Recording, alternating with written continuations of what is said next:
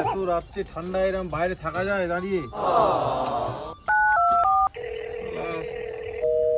শ্বশুরমশাইও phone তোলে না, শালারাও phone তোলে না, তাহলে আপদটাকে আমার গলায় ঝুলিয়ে দিয়ে আর নিজেরা তাহলে আনন্দ করছে।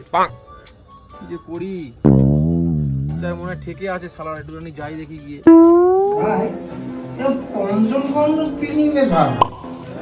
প্রথম থেকে বলে আসছি তো, যেখানে মেয়ে নেই সেখানে ঝামেলা নেই। কত মজা হলো। তোদের ফোন করছি, তোরা ফোন তুলছিস না। বাবু, তুমি এত রাতে এখানে কি ব্যাপার? আমার কি টেনশন জানিস? তোর দিদি দেখ রাত্রিবেলা ঘরটা বন্ধ করে দিয়েছে, আমি ঘরে ঢুকতে পারছি না। বল এই ঠান্ডায় কি করে বলতো এখন? তোমার অবস্থা তুমি বোঝো। হ্যাঁ, তোরা চ আমাকে একটুখানি ঘরে ঢুকিয়ে দিয়ে আয়। তোরা বললে একটু মানবে, আমার কথা শুনছে না রে। আমরা বিয়ে দিয়ে পার করে দিয়েছি, এখন তোমার দায়িত্ব। তুমি যা ভালো বুঝবে করো, আমাদেরকে এর মধ্যে জড়িও না। আমরা কি তোমার চাকর নাকি? আমি তোমার চাকর থাকবো? আরে এরা কোন বংশের দেখতে হবে তো, এরা ভালো কথা শুনবে না। কি বলছে দেখ। এই কি হয়েছিল? আরে শালা বাবু, তোমাদের জন্য আমি এনেছি কি দেখো, তোমরা যাতে খুশি তাই আমি তোমাদের দিচ্ছি। আরে জানি তো মতখোররা এতেই বাগে আসবে।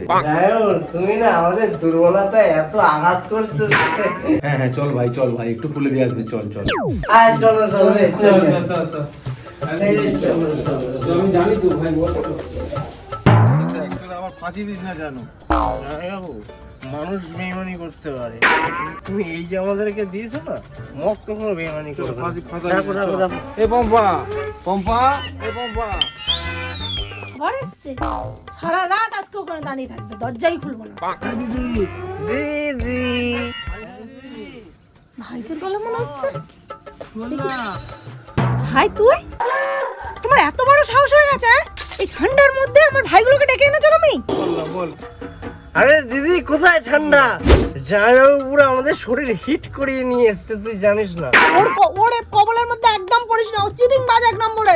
দিদি তুই এরকম করিস না, দরজা খোল। হ্যাঁ দেখ খুলে দে দিদি, দেখ দিদি এরকম করিস না। তুই এরকম করলে আমাদের বংশের মুখে কি হয় বল? চুনকালি পড়ে যাবে। ভাই বলছে খোলো না। প্রত্যেকদিন মাঝরাতে বাড়ি ঢোকে জানিস? আমার জীবনটা এখনই হয়ে গেছে, আমি তো আসবো না এখানে।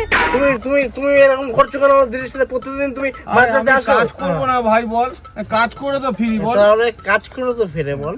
আমি দরজা খুলবো না বলেছি, খুলবো না। আর তুই যে এগুলো করছিস, আশেপাশের লোক কি বলে বলতে সিচি করবে না? আর তোকে যদি কিছু বলে না, এটা আমরা সহ্য করতে পারবো না।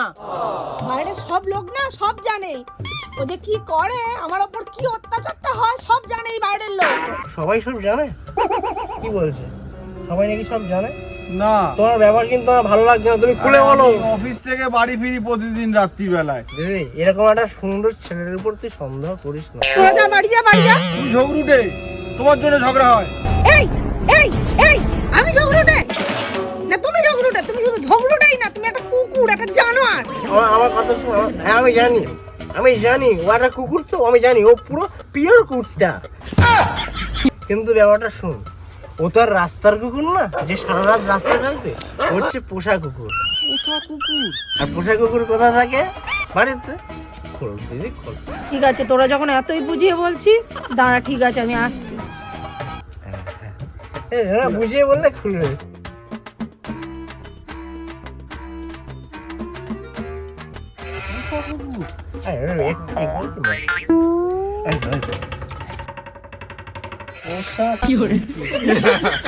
আসো, আজকে খালি আমার ভাইদের জন্য তুমি বেঁচে গেলে। আসো। সাবধানে লালু।